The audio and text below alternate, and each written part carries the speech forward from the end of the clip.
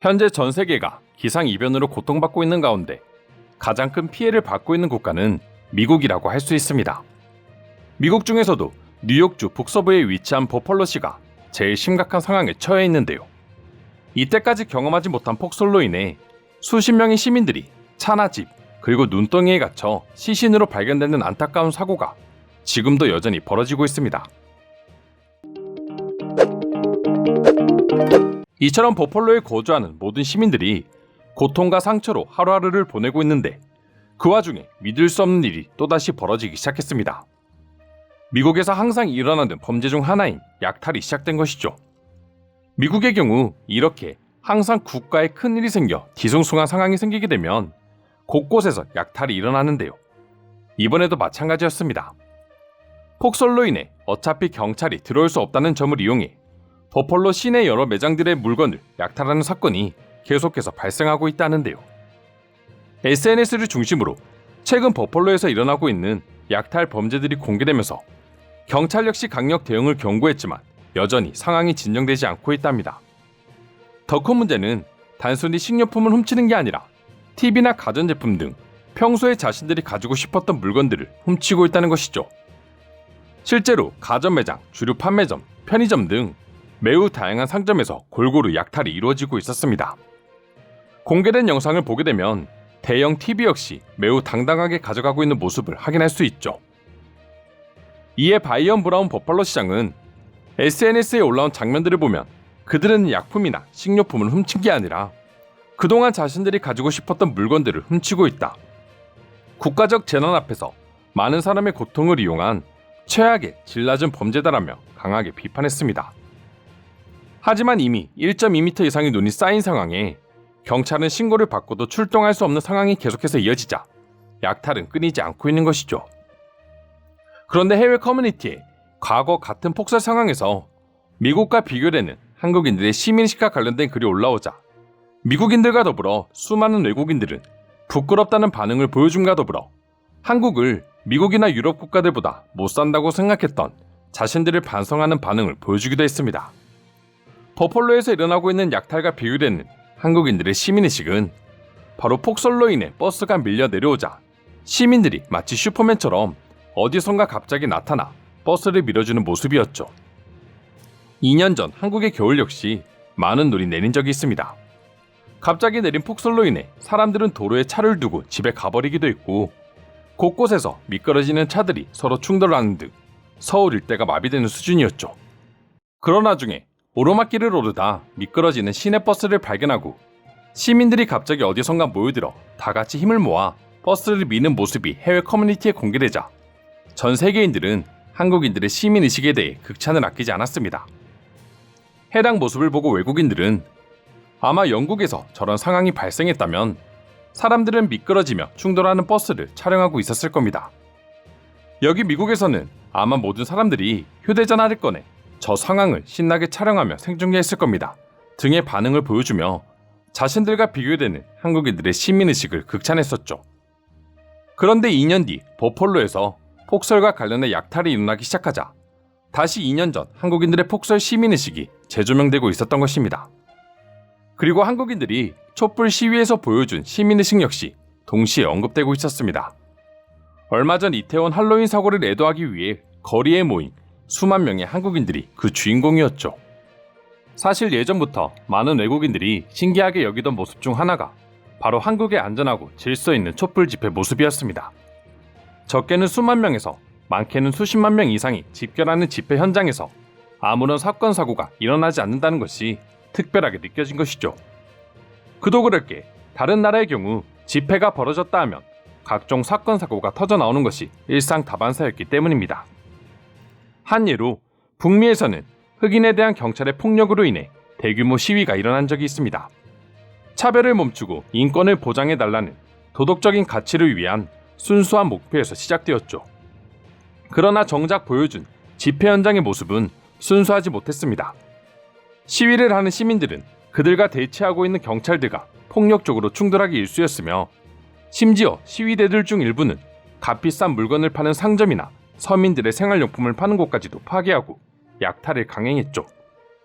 사실 한국 역시 과거만 하더라도 이런 집회 풍경들을 쉽게 볼 수 있었습니다.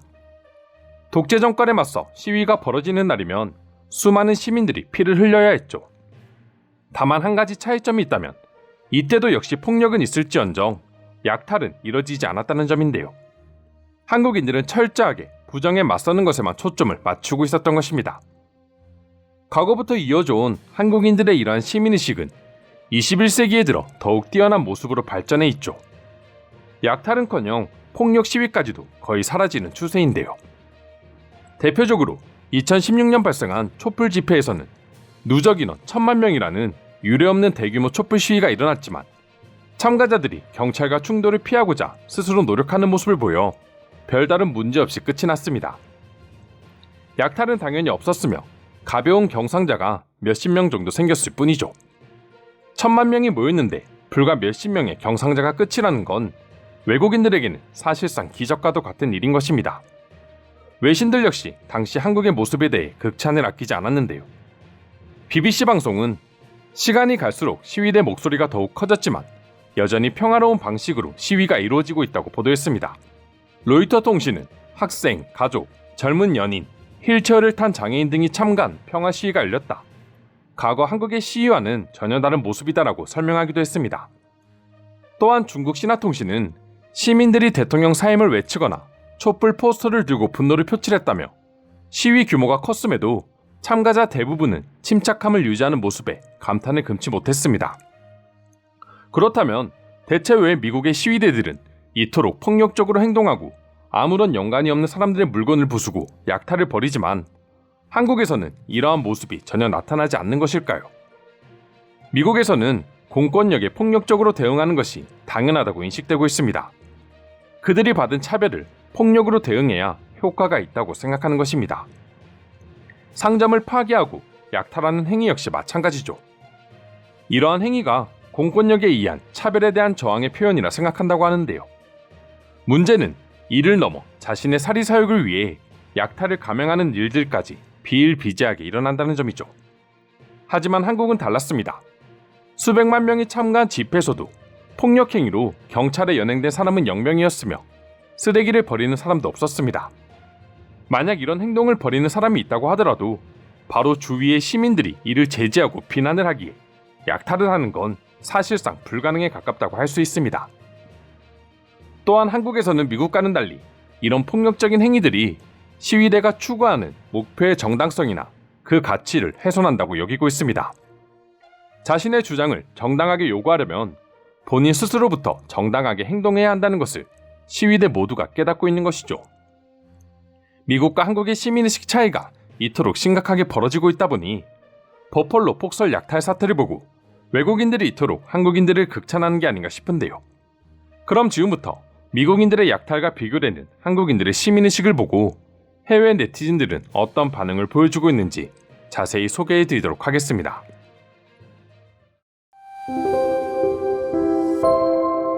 한국을 보며 우리는 부끄러운 줄 알아야 한다.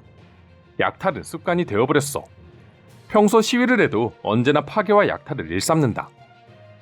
미국은 이젠 약탈을 너무나 당연시 여기고 있습니다. 이번 사태 역시 생존을 위해서 생필품을 가져가는 것이라면 이해를 하겠지만 생존과 전혀 상관없는 기중품까지 생존이라는 명목으로 약탈을 강행했죠. 이게 바로 미국인들의 본성이다. 자유라는 가치 아래 자신들의 욕망을 마음대로 휘두르지. 한국을 봐라. 수백만이 모여 시위를 해도 사상자조차 일어나지 않으며 시위대를 막고 있는 경찰에게 핫팩을 건네주기도 해. 그런데 미국인들은 경찰이 못 온다고 TV를 가져가고 있다. 만약 한국이었다면 누군가 약탈을 시도했을 때 그들을 막는 것은 경찰이 아닌 옆에 있는 시민들일 것입니다. 세계적인 재난이 발생했을 때 가장 지옥이 될 곳은 아마 미국일 것이다. 수많은 사람들이 폭력을 폭력으로 대응하겠지. 한국이었다면 달랐을 것이다. 미국에서 한국 정도 규모의 집회가 열린다면 아마 주위의 상가들은 모두 박살이 나고 물건들은 남아나지 않을 거야. 마치 전쟁이 벌어진 도시처럼 말이야. 수십 명이 벌인 시위에서도 사건 사고가 끊이질 않는데 당연한 결과입니다. 아마 시위의 목적조차 잃어버리고 말걸요. 난 실제로 2016년에 한국의 촛불 시위를 경험해 보았습니다. 시위가 끝난 후 모두가 쓰레기를 치우는 모습은 내 인생에서 가장 인상 깊은 장면이었어요. 미국에서는 약탈을 누군가 시작하면 오히려 경쟁적으로 약탈이 시작된다. 죄의식을 나눠 갖는 것이지. 하지만 한국은 누군가 약탈을 한다면 오히려 다른 시민들이 제재하며 약탈하는 사람들을 통제한다. 이게 미국과 한국의 근본적인 차이다. 이걸 보면서 누가 미국을 선진국이라 말할 수 있을까요? 이제 선진국이 된 지 얼마 되지도 않는 한국보다 한참이나 못난 모습을 보여주니 한심할 따름입니다. 한국인들은 폭설에 미끄러지는 버스를 밀고 있는데 미국인들은 TV를 훔치고 있네. 미국이었다면 미끄러지는 버스를 멀리서 찍으며 SNS로 생중계나 하고 있었겠죠. 약탈을 억압에 대한 자유의식 정도로 생각하는 미국인들의 마인드부터 모두 뜯어고치지 않는 한 미국이 한국과 같은 모습을 보여줄 일은 영원히 없다. 성숙한 시민의식의 대표적인 사례가 바로 한국이죠. 이는 그 어떤 민주주의 국가에서도 보여주지 못한 모습입니다. 한국이 대단한 건 불과 얼마 전까지 독재를 경험했던 나라라는 것이다. 그런 나라에서 수준 높은 민주주의와 시민의식을 이렇게나 빠르고 훌륭하게 보여준다는 것은 정말 말도 안 되는 일이다. 맞습니다. 이런 모습은 사실 민주주의의 역사가 한국보다 훨씬 오래된 미국이나 유럽에서 보여져야 하는 모습인데 완전히 정반대죠. 이상으로 미국의 폭설 재난 상황에서 벌어지고 있는 약탈에 대한 해외 반응 살펴보았습니다.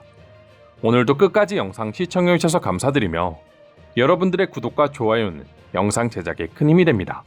이상 종크TV였습니다.